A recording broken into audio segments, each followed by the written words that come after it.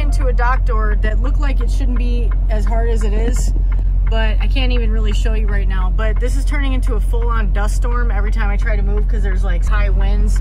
You can kind of see it in the grass. This doesn't look like much, but as soon as I start moving, the dust goes crazy, and I have my windows up, which I normally never do. And I'm trying to get myself into that door right there and having a real hard time.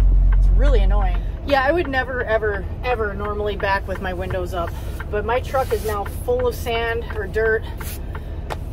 Man, I'm covered in it. It's in my mouth. This is not a fun place to back on a windy day, which is probably a lot of days. Oh. This door doesn't like to close all the way. I always have to slam it. And, hear that? That's my power steering. And I had him look at it last time and he said it was fine. I'm like, no, this is not fine. This is driving me up the wall. This is one of those really annoying backs where you're like close, but not there. And you're on a wonky ass angle and you just don't have enough room in front of you to fix it. So, and of course, there's a little tree sticking right out in front of me on this like hill. That was weird. I completely threw myself off. Yeah, when you're trying to back and you have that grinding sound, it is very, it's very distracting. This didn't look like it was going to be such a difficult back, but for some reason it's gotten me thrown. Oh, I'm on a messed up ass angle right now. So I'm going to do this over again for a third time. I'm just going to reset completely because I'm just way off and it's tweaking me, man. It's tweaking me to third time's a charm type shit. You see this? You see this dust storm? Frustrating. And the guy came out and he told me, he's like, if you want to leave your doors closed until you're close, you know, and then open them, that's fine. And I didn't know what he meant, and now I understand why. And this sucks because now my trailer is getting blown. Oof, man, you see this? That's all blowing in the trailer. That's really bad.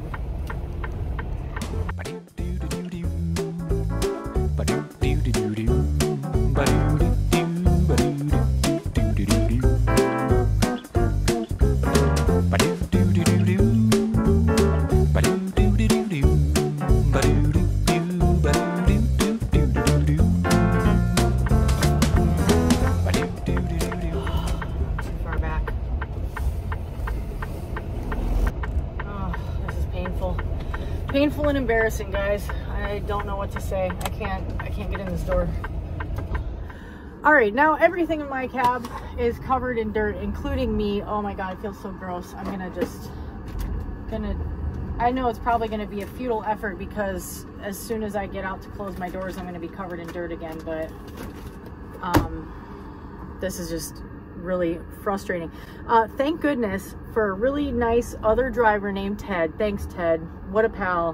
Who came over, saw me struggling, and was like, can I help you? And I was like, yes, please, if you think you know how to get me in here. Because it was one of those things, if you don't drive trucks, it might be hard to like visualize it, but those of you who drive trucks get it. When you don't have enough space front to back, I have all the room in the world side to side, and I don't have any obstacles next to me backing in, which there are far worse, more difficult situations to be in. I can't quite get the trailer at the right angle, even though I have so much room to swing in. It's just barely at the wrong angle, and then I don't have enough room front to back to adjust it. And it's like I would have had to set it up exactly right from the start. And in better conditions, like if it was a paved lot, if it wasn't a dust storm, if my power steering wasn't acting up, I might have had an easier time. I'm sure I would have. Like that, there's another time that I showed in a video that totally comes to mind when I was picking up a beer load at the last job, one of my last days on that job. But with all these conditions, all the distractions and stuff, I just could not get this trailer in the freaking hole. Thank goodness for Ted. Ted came along, like the pal that Ted apparently is, and helped me out. And it was basically a matter of hard steering one way and listening to that shit grind and going this way a little bit and then hard steering the other way. Because what I kept doing was trying to sort of slither it instead of doing tighter turns one way or the other way to pull the trailer a little more dramatically to get it at the right angle. I don't know if that makes any sense. I'm just relieved to be getting unloaded now. I'm gonna wipe down my truck and try to keep at least the inside of my truck closed when I go back to close the doors and go into my next task from here. And I just got a truck wash yesterday, and now my truck is completely covered in dirt. So it looked really nice for the 24 hours that I had it. I just want to give a shout out at this Quick Trip. Look at this cool oversized load this guy has. I don't know why I love that kind of shit. I just think it's cool. But the guy went in there to ask the employees if it was okay for him to park that there, because there's not a great other place to park. I don't know if you could tell from here, but that thing is wide as hell. And she was so nice. She threw a safety vest on and came out. She's like, oh yeah, let me just take a look. And she's like, oh yeah, you should be fine. And it's like, the vibe at this Quick Trip and other Quick Trips is so much more pleasant than it is at a lot of other truck stops. Shout out Quick Trip. That's all I want to say. They keep it clean. They make good ass chicken fingers. I wish they didn't, because I want to eat them all the time. And the people are nice, and it's awesome. Love it. Good morning, my friends. I'm going to tell you something completely random and non-trucking related. I was just listening to the radio station I listen to all the time. I know it's annoying hearing about it at a certain point, probably, but I love when I hear something unexpected on public radio. And they just did a really cool small feature about Dave Lombardo. Some of you automatically know that name. A lot of people who watch my channel might not resonate with what I'm talking about here, what I'm about to talk about. I'm sorry if it is too off topic, but I love music, and I haven't been able to really listen to music that much while I'm driving, because music gets me into a different kind of headspace that I struggle to focus on anything else as much as I need to with trucking, so I don't really listen to music that much, which is a bummer. I love music so much. It has been such a formative part of my life, and I was a little bit of a metalhead as a kid. I still love metal, but it's not something I would listen to as much, I guess. You know, I still can get excited listening to it though. This feature on Dave Lombardo, who was the drummer of Slayer. Dave Lombardo is this really fascinating musician, and I just think it's super interesting how people have thought over time, like growing up in the 80s, you're familiar if you remember the 80s the way I do, the Satanic Panic, and like how there was this whole like movement against metal music and stuff, which is really weird when you think about it, because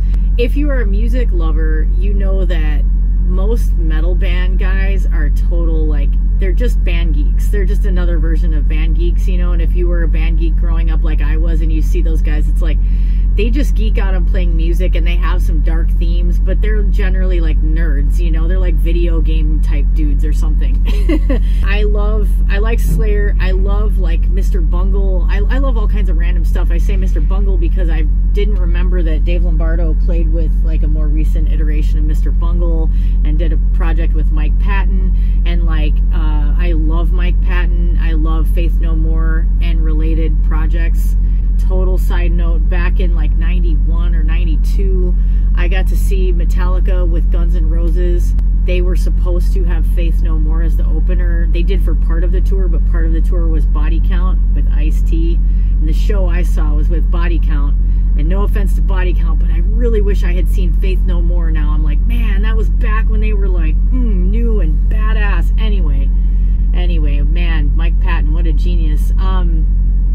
But Dave Lombardo is doing this whole other project now. He has a solo album out, and he's Cuban, which I didn't know, and it's like tapping into his Cuban roots and all this stuff, and I'm just like, this is so cool. I love that there's like this metal musician, this metal drummer, this virtuosic musician, is that a word? I made it one, who's out there, and he's being featured on public radio, even though like his music used to be considered such a threat to so many people, and maybe to some people still is. One of the things that I feel so fortunate for is that I had the opportunity, which I think was a pretty rare opportunity, to see the project, and if I'm remembering correctly, it was Blade Runner. It was a trio with Bill Laswell, Dave Lombardo, and John Zorn. And Bill Laswell is this mind-blowing bass dude, like a bass god, you know. I've never been a huge listener of any kind of jazz, really. I was in jazz band as a kid, but it always, either intimidated or bored me, because I think you have to be at a certain place in your life and in your musical interest to appreciate jazz. I haven't seen a crazy number of live shows, but I've seen a decent number.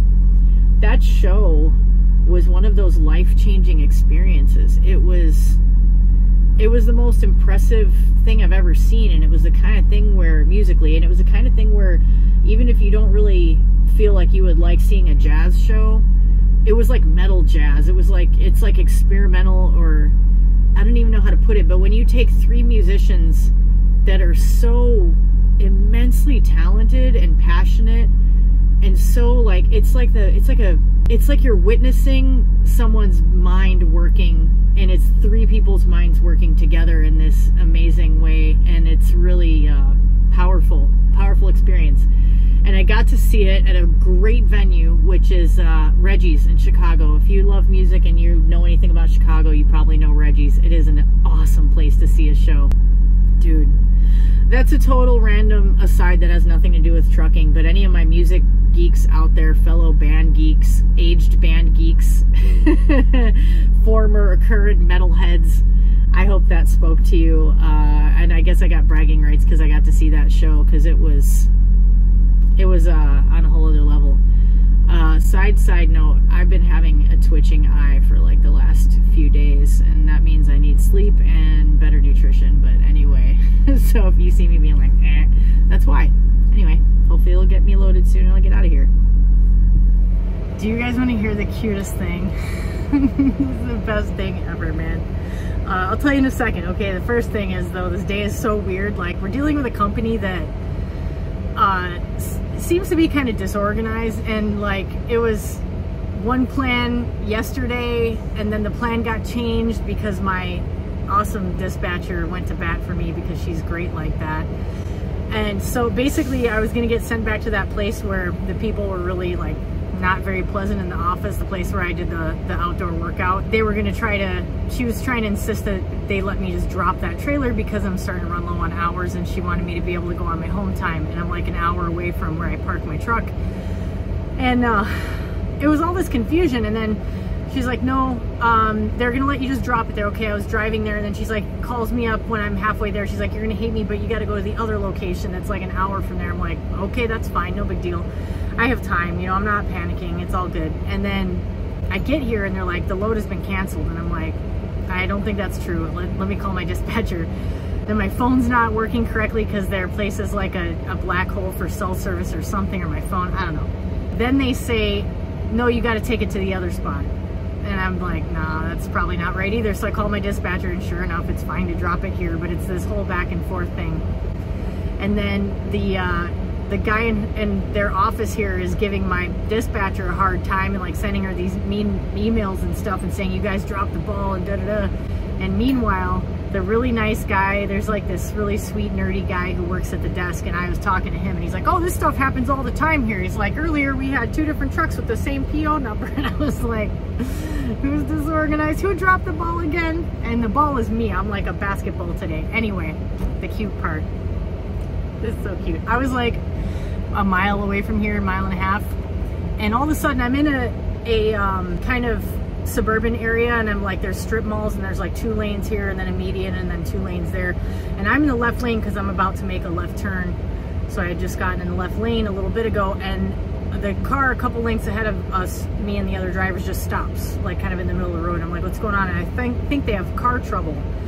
And they stop, and then no one goes around them, and I'm surprised because usually people will be like, oh, and they like fly around them. And then I see I'm starting to switch lanes, like slowly, very slowly, because I'm in a truck in a freaking suburban neighborhood, and I see someone gesturing out of the window of the first car, like pointing at the curb across the street, and I look, and there's a mama goose. I think there was a second goose that was farther down, and 3 baby geese that can't, goslings if you will, but let's call them baby geese.